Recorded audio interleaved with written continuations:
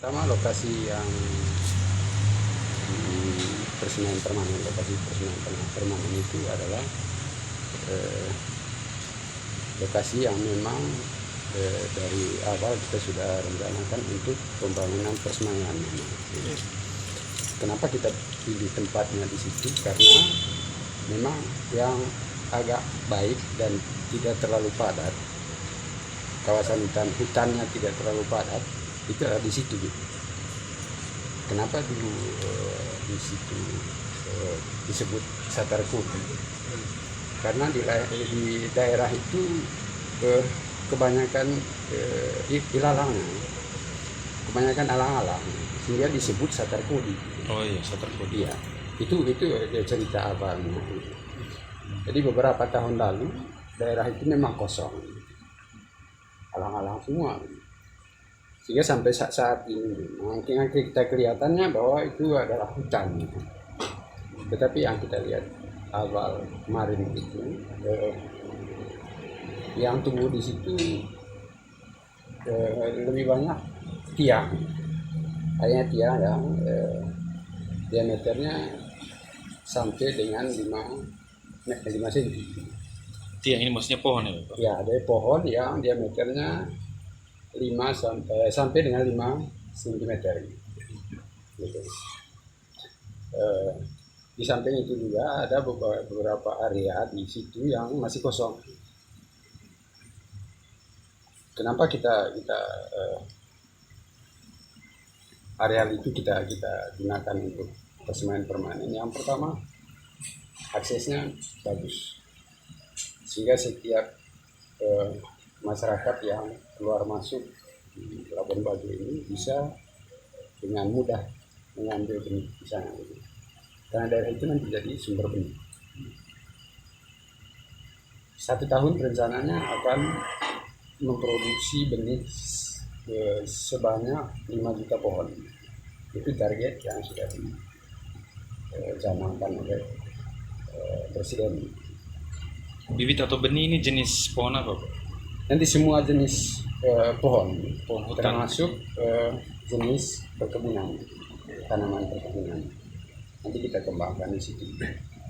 Pak, yang dipersoalkan DPR adalah tidak ada penyampaian atau koordinasi dengan DPR, sehingga DPR sendiri pun tidak mengetahui adanya pengerjaan proyek tersebut. Komentarnya, Pak? Kalau koordinasi ini sebenarnya karena ini adalah proyek pusat, kita juga tidak bisa menyampaikan koordinasi itu di sini gitu. Karena itu ini dari pusat gitu. Ini proyek pusat. Pusat punya wewenang hukum Bapak untuk ya. Artinya garis koordinasinya seperti apa Bapak kalau untuk yang seperti ini, pusat ke Pemda atau seperti apa Bapak? Kalau koordinasi untuk pengelolaan hutan sepenuhnya itu berdasarkan pertimbangan teknis dari Kementerian LHK, sedangkan koordinasi yang di daerah itu kita tidak terlalu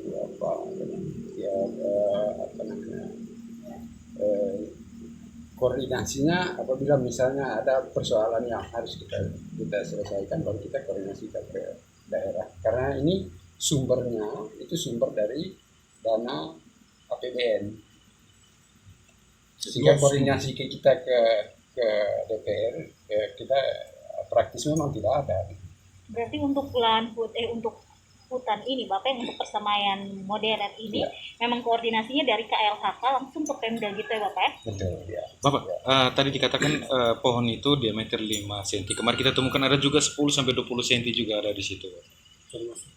hasil sensor balok dan kayu itu dalam Betul. puluhan sampai ratusan. Ya, artinya bukan kita tidak ini bahwa di sana bukan tidak ada pohon. Ada pohon, tetapi yang paling banyak itu adalah yang tingkat panjang dari itu. Ada juga pohon sekitar 99 pohon yang ada di situ untuk yang tingkat pohon ini. Yang diameter 20 cm ke bawah, ke atas. Terkait beberapa berita di media yang mengatakan bahwa KLHK melakukan penambahan di kawasan tersebut, kita komentar. sebenarnya bukan perambahan, itu bagian dari pengelolaan hutan. Itu kita eh, memanfaatkan kawasan itu untuk merehabilitasi lebih banyak lahan kritis yang ada di Manggarai Barat khususnya, dan pada umumnya untuk daratan Flores. Karena yang kita bangun di sini untuk kebutuhan satu daratan Flores itu. Sumber benihnya nanti dari Manggarai Barat semua, dari persemaian permanen itu. Berarti tidak ada istilah perambahan hutan, pembabatan hutan ya Bapak? Saya Menurut pikir Bapak? kita tidak melakukan perambahan itu. Ini dalam rangka kita pengelolaan untuk lebih banyak kita melakukan rehabilitasi ke depannya.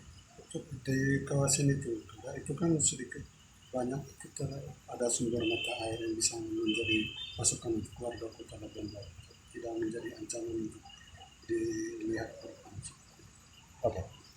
Memang di situ justru yang kita pilih di situ salah satu kriterianya adalah mata air. Kalau tidak ada mata air, tidak mungkin persemaian itu ada.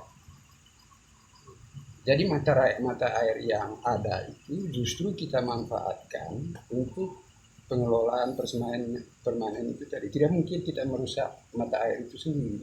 Dijamin ya Bapak tidak mematikan mata air yang ada. Oh kan persemaian permanen itu kan butuh air.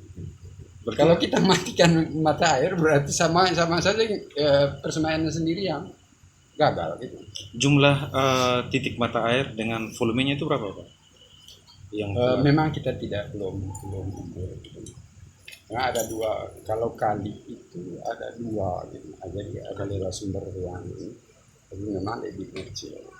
Betul ya Pak, di atas tadi itu mata airnya itu di luar dari apa yang dikerjakan sekarang nih, kan 8 hektar sekarang tuh. Iya, di luar. untuk luasannya berapa sendiri Bapak? Luas keseluruhan untuk persemaian permanen itu ada 30 hektar. Untuk tahap sekarang tahap yang keberapa? Ini tahap kedua. Dengan Jadi luasannya berapa Pak? dari luasan itu rencananya 10 hektar itu untuk serpras, 20 hektarnya untuk pengembangan pohon induk, pohon benih.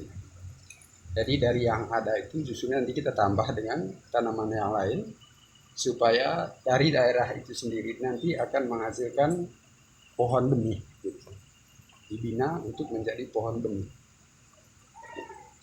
Bapak, mungkin satu catatan ini yang paling penting untuk masyarakat, karena masyarakat tidak tahu informasi seperti ini Bapak. Jadi ada istilah bahwa pembabatan, perambahan. Nah, mungkin satu catatan penting dari Bapak agar masyarakat paham bahwa sebenarnya aktivitas yang dilakukan KLHK sebenarnya untuk kebutuhan daratan Flores terkait dengan benih itu Bapak. Oke, terima kasih.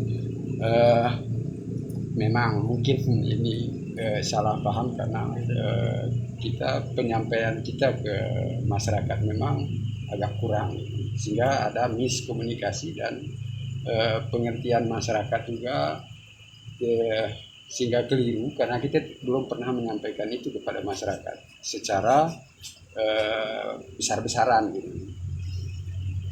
Tapi harapan saya mau menyatakan bahwa program ini sebenarnya program yang sangat baik untuk kita, karena kesulitan yang selama ini yang kami alami adalah kesulitan benih.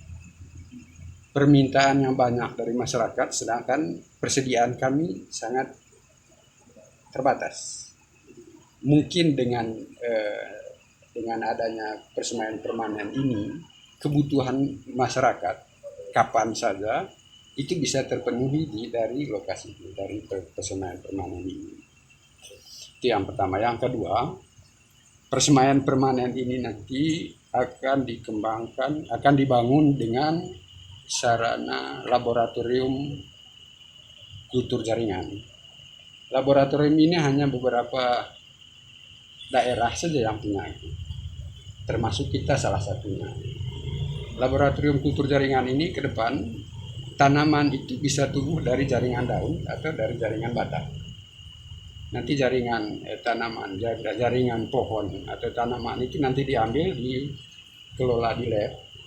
Nanti di lab dari jaringan itu akan tumbuh jadi tanaman baru. Bukan hanya dari benih, tetapi juga nanti dari jaringan. bukan hanya dari biji nanti yang kita harapkan benih itu, tetapi juga dari jaringan. Terima kasih, Bang.